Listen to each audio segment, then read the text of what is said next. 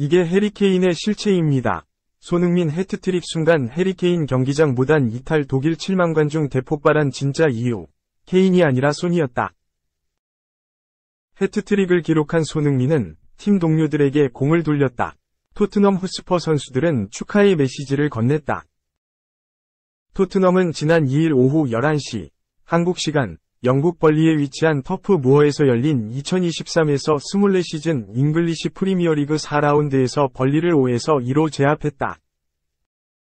리그 3연승을 달린 토트넘은 개막 4경기 무패, 3승 1무로 2위, 승점 10에 위치했다. 이날 토트넘은 4-2-3의 1 포메이션을 가동했다. 손흥민이 최전방에 배치됐고 마노르 솔로몬, 제임스 매디슨, 데얀 쿨루셉스키가 이 선을 책임졌다. 이브 비수마와 파페사르가 수비형 미드필더로 출전했고 데스티니 우도기, 미키 반 더벤, 크리스티안 로메로, 페드로 포로가 400을 이뤘다. 골키퍼 장갑은 굴리엘모 비카리오가 꼈다. 선제골은 벌리가 가져갔다. 전반 4분 만에 콜레오쇼가 빠른 스피드로 포로를 제친 뒤 컷백을 내줬고 이를 포스터가 방향만 살짝 돌려놓는 슈팅으로 마무리했다. 하지만 토트넘은 흔들리지 않았다. 빠르게 균형을 맞추는 데 성공했다. 득점 주인공은 바로 손흥민이었다. 전반 16분 포로가 전방으로 롱패스를 보냈다. 이를 받은 손흥민이 좌측에 있던 솔로몬에게 패스를 내줬다. 곧바로 솔로몬이 리턴 패스를 보냈고 손흥민은 골키퍼가 나오는 걸 보고 감각적인 칩샷으로 골망을 흔들었다. 홈팀 벌리도 다시 공세를 취했다. 전반 23분 콜레오쇼가 좌측에서 중앙으로 들어오면서 슈팅을 시도했고 공이 굴절되면서 포스터에게 연결됐다. 포스터는 곧바로 슈팅을 날렸지만 비카리오 골키퍼가 몸을 던져 막아냈다. 좋은 선방이었고 동시에 포스터의 위치가 오프사이드였다. 토트넘이 연달아 슈팅을 시도하며 흐름을 가져왔다. 전반 29분 솔로몬이 손흥민에게 패스를 보냈고 손흥민은 곧바로 사르에게 공을 내줬다. 사르가 시도한 슈팅은 수비 맞고 굴절됐고 이것이 매디슨에게 연결됐다. 하지만 매디슨의 슈팅마저도 수비 맞고 굴절되면서 결국 트래포드 골키퍼 품에 안겼다. 토트넘이 날카로운 공격을 시도했다. 전반 34분 코너킥 이후 좌측에 서 있는 매디슨에게 공이 연결됐다.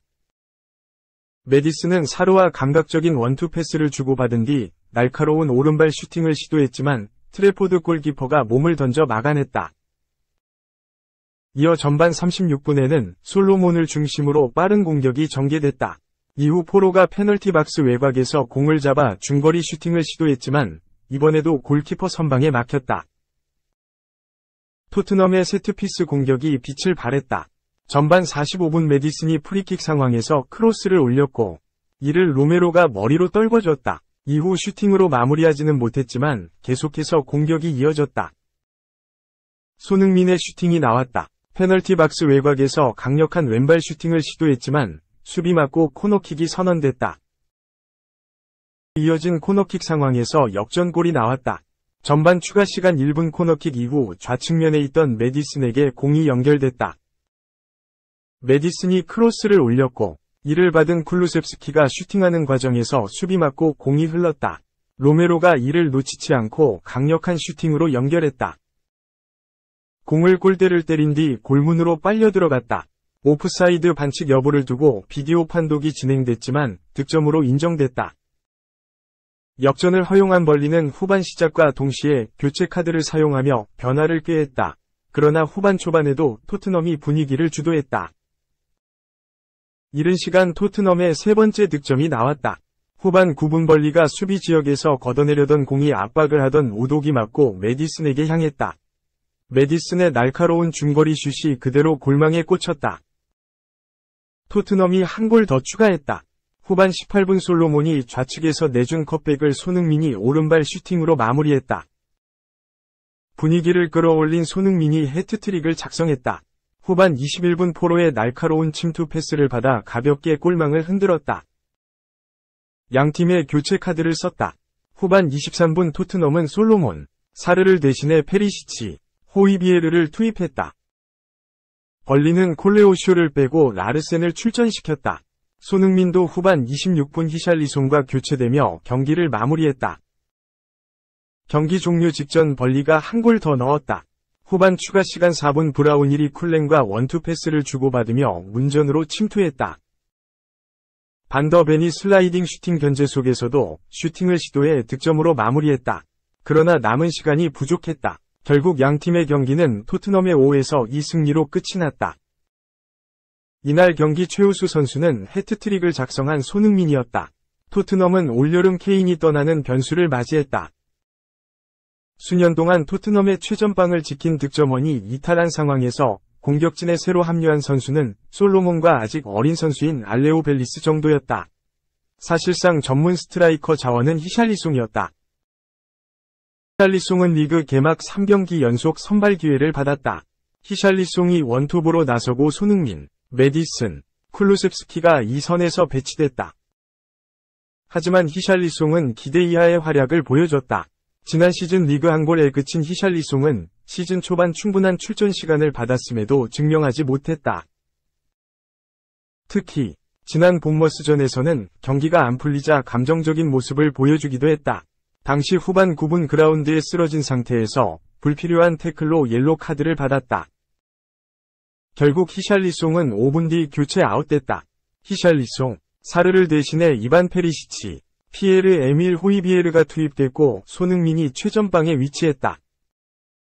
히샬리송은 주중에 있었던 토트넘과 풀럼의 잉글랜드 풋볼리그컵 경기에 선발로 나섰고 다행히 시즌 첫 골을 신고했다.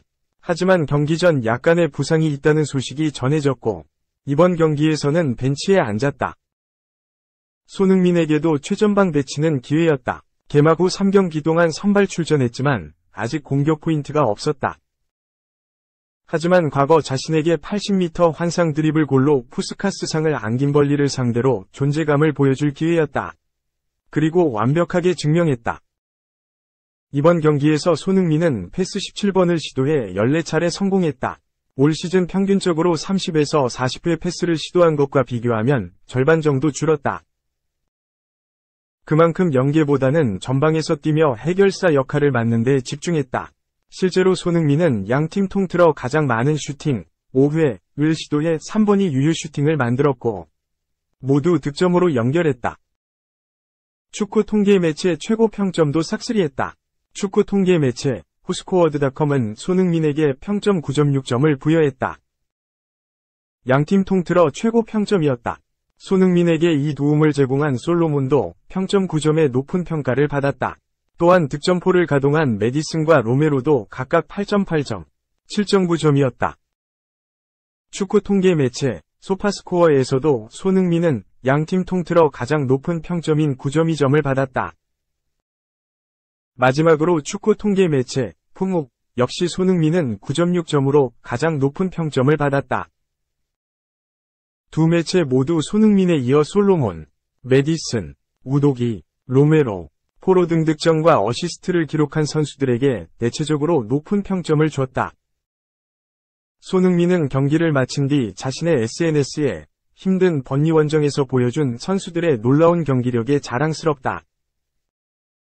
기분 좋게 A매치 기간에 돌입할 수 있을 것 같다 면서 원정 응원 와주신 팬분들 안전하게 귀가하시고 늘 엄청난 지지와 응원을 보내주셔서 감사하다 고 승리 소감을 전했다. 이에 솔로몬은 축하한다. 형제여 라며 답글을 남겼다. 또한 손흥민이 공유한 SNS 게시글을 보면 로메로는 위대한 손흥민이라고 칭찬했다. 에메르송 로얄은 잘했어, 손민유 라고 축하했다. 브라질에서는 사람 이름 뒤에 작다는 뜻의 물결표 인호를 써서 귀여운 애칭으로 사용한다. 에메르송만의 특별한 애칭이었다. 기분 좋은 해트트릭을 기록한 손흥민은 이제 9월 A매치 기간에 돌입한다. 손흥민은 위르겐 클린스만 감독이 이끄는 대한민국 축구대표팀에 합류해 웨일스, 사우디아라비아와의 2연전을 갖는다. 클린스만 감독 부임 후 아직 첫 승이 없는 한국은 오는 8일 웨일스와 맞붙은 뒤 13일 사우디와의 경기가 예정되어 있다. 대표팀 일정을 마치면 16일 셰필드 유나이티드를 상대한다.